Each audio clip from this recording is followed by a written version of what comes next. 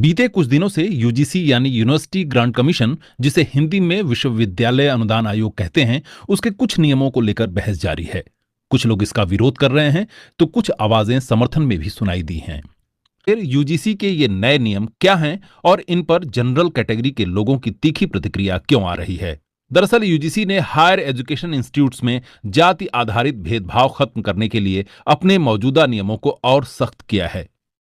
13 जनवरी को यूजीसी ने university grant commission promotion of equity in higher education institutions regulation 2026 जारी किया। नोटिफिकेशन के मुताबिक इसका उद्देश्य धर्म, नस्ल, जाति, लिंग, जन्मस्थान, विकलांगता के आधार पर छात्र छात्राओं से भेदभाव न हो और विशेष रूप से अनुसूचित जाति, अनुसूचित जनजाति, सामाजिक एवं शैक्षणिक रूप से पिछड़े वर्गों, आर्थिक रूप से कमजोर वर्गों, विकलांगों और इनमें से किसी भी वर्ग के भी सदस्यों के विरुद्ध भेदभाव खत्म किया जा सके। इसके अलावा उच्च शिक्षा संस्थानों में समानता को बढ़ावा दिया जा सके।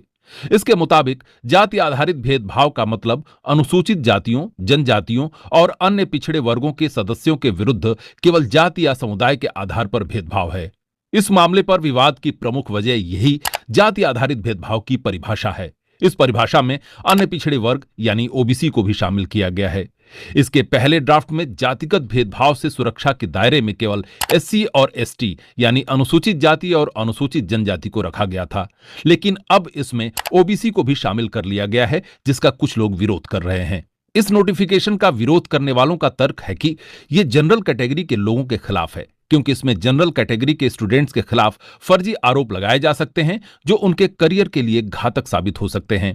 नोटिफिकेशन के मुताबिक उच्च शिक्षण संस्थानों में भेदभाव खत्म करने के लिए एक इक्विटी कमेटी यानी समता समिति बनाई जाएगी, जिसमें ओबीसी, विकलांग, अनुसूचित जाति, जनजाति और महिलाओं का प्रतिनिधित्व होना चाहिए।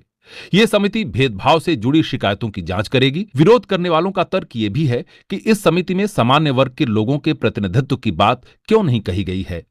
उनके मुताबिक इक्विटी कमेटी में सामान्य वर्ग का सदस्य नहीं होने से जांच निष्पक्ष नहीं हो सकेगी।